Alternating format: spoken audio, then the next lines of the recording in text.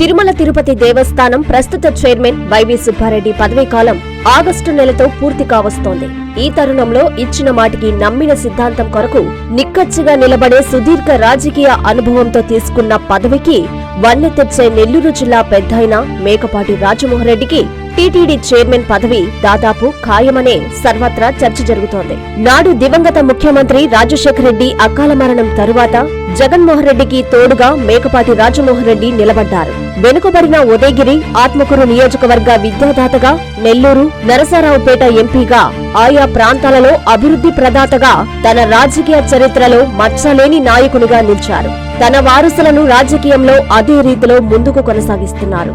2009లో అప్పటి కాంగ్రెస్ ఎంపీగా నెల్లూరు లోక్సభ నుంచి గెలుపొందిన మేకపాటి వైఎస్ రాజశేఖర రెడ్డి మరణానంతరం జగన్తో కలిసి అడుగులు వేశారు.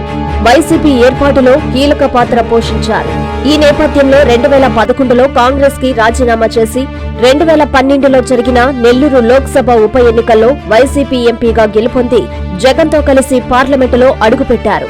2014లో జరిగిన నెల్లూరు లోక్సభ నుంచి వైసీపీ అభ్యర్థిగా విజయం సాధించి హ్యాట్రిక్ విజయాలను సొంతం చేసుకున్న పెద్దాయన మేకపాటి రాజమోహన్రెడ్డి జగన్ కోసం ఒకసారి, ప్రత్యేక హోదా కోసం మరోసారి తన ఎంపీ పదవికి రాజీనామా చేసి దేశ చరిత్రలో 2 సార్లు ఎంపీ పదవి త్యాగం చేసిన ఏకైక వ్యక్తిగా మేకపాటి పేరు గడించారు. 2019 ఎన్నికల్లో పోటీ నుంచి తప్పుకుని మరొకరికి అవకాశం కల్పించారు.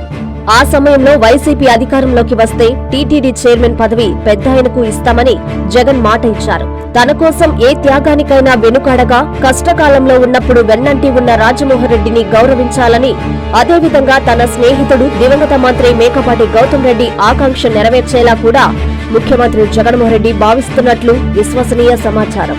ఇదిలా ఉంటే తన రాజకీయ జీవితానికి చివరి అవకాశంగా దేవుని సేవ చేసుకునేందుకు టీటీడీ చైర్మన్ పదవిని ఇవ్వాలని సీఎం జగన్ ను మేకపాటి రాజమోహన్ రెడ్డి కోరినట్లు కూడా తెలుస్తోంది.